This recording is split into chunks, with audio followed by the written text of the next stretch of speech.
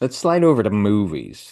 Yeah. And then, I'm gonna guess that maybe you had a movie slash TV obsession sitting behind you. And was that the first one that really impacted you? Like, was Star Wars your obsession from the get-go, or was there something between it? Do you Yeah. divide your love of movies? I mean, Yeah. 1982 alone, what a year for movies. So, I honestly think 1982 is the best year yeah. for movies of all time. I have a friend, he's got a podcast. It's called Blockbuster 1985, a blockbuster year. And they're positing that 85 was the best year for movies. And I'm like, no. There's some great 82. movies in there. Yeah. 82, hands down, Yeah. destroys 1985. Yeah. Because in 82, you had like Raiders of the Lost Ark, you had Star Trek 2, you had all these like fantastic movies. You had like Rocky 3. Um, and The so, Thing. and yes, uh, and so I'm sitting there going, for me, that was like kind of a heyday, because things weren't as repetitive or as Mm. derivative as they are nowadays. Nowadays, it's very formulaic and it's designed that way purposefully so they can make money. But I think Yeah. there's a big audience pushback that's happening. And while I'm not saying that the kinds of movies that they're releasing right now are poorer, I think there's time for those movies, but they're not enough to draw people back to a communal experience Yeah. because I think audiences are really craving originality, Mhm.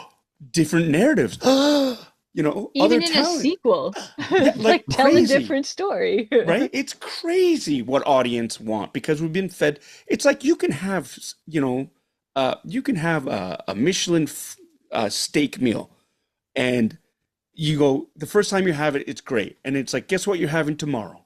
Same Yeah. meal, and then the day after that, exactly the same, and the day after that, exactly the same.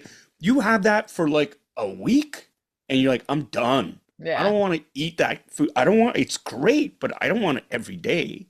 Yeah. And that's what it is. And so for me, movies, the first movie, everybody knows I love Star Wars. And I will admit, Star Wars, as we called it back in the day, not episode four, No. but Star Wars, I was 5 years old. My dad took my sister and I to see it.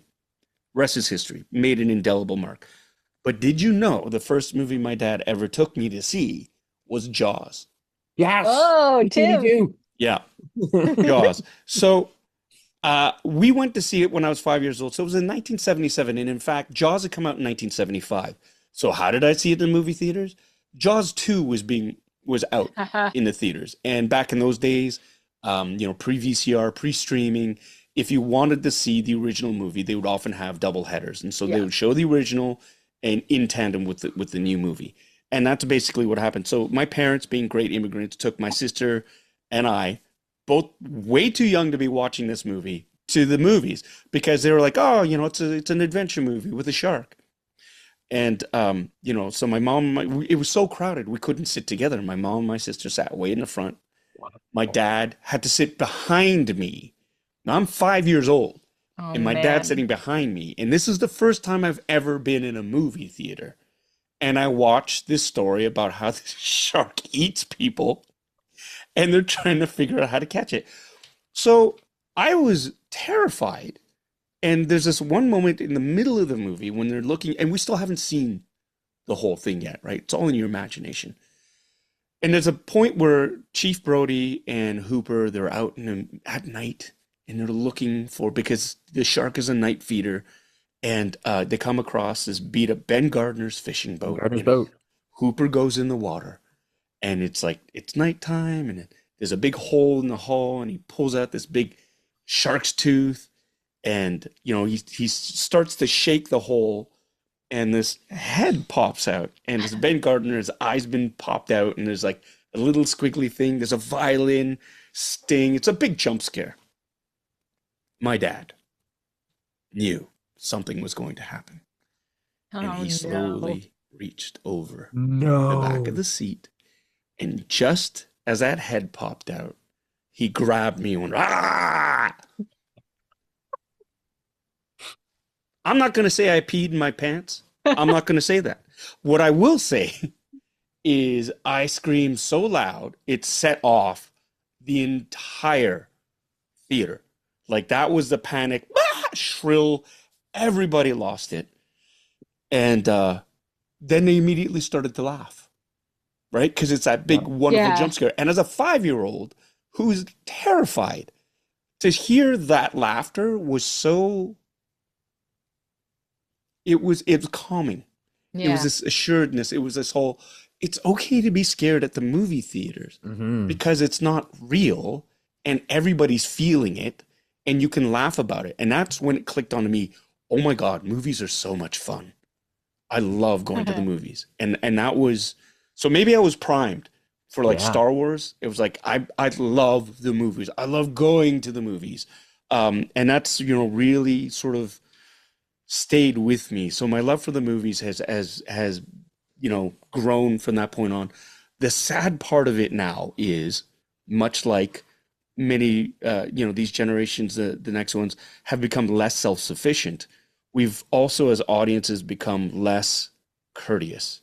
We've Hmm. Hmm. lost the ability to watch movies together now Yeah. because, and this is old man shaking at a cloud, people are checking their phones, they're talking, like I've many people having full ass conversations on the phone, Hmm. people putting their feet up on seats, people talk, like it's just the poorest behavior ever.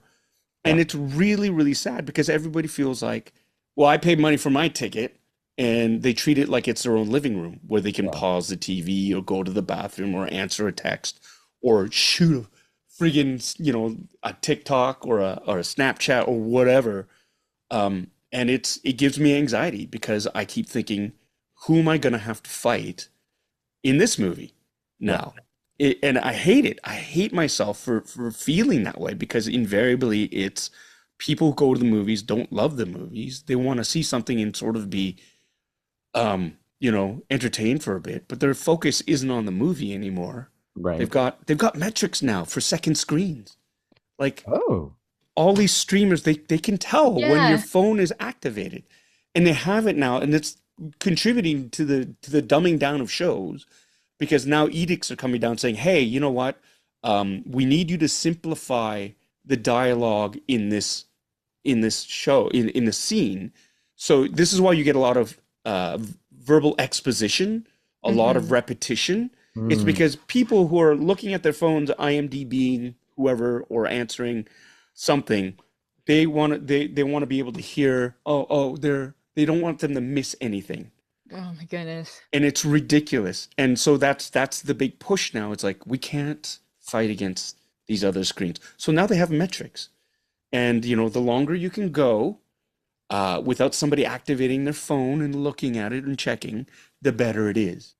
Um, I think it's garbage. I hate that. That's ridiculous. Yeah. I hate that.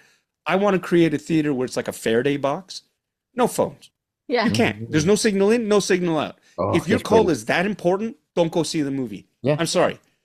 And a strict sort of like, you can react to a movie. I think there's nothing wrong with that.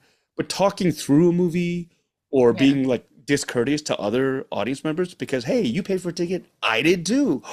What a surprise. There's more than just you in the theater. Right. Yeah. It's Yes. stuff like that. And so I've had this rant going on. There's some theaters that do it right. Alamo I'm a Drafthouse in draft house. Austin Yeah. has those rules where it's like, no, don't be a dick.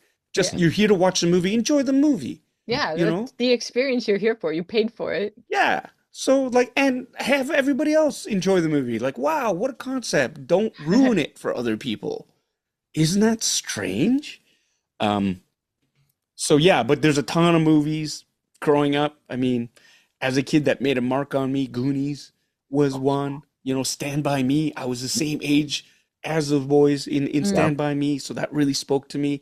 Star Trek 2, I sobbed, I ugly cried at that movie when Spock died. So like my fandom goes everywhere. I love Star Wars, I love Star Trek, Space 1999, Have Yeah. Gun Will Travel, Lost in Space, Gilligan's Island, all these movies and shows that were just sort of a part of what was in my sphere of influence, I guess, and things that left marks on me and that sort of like made me who I am.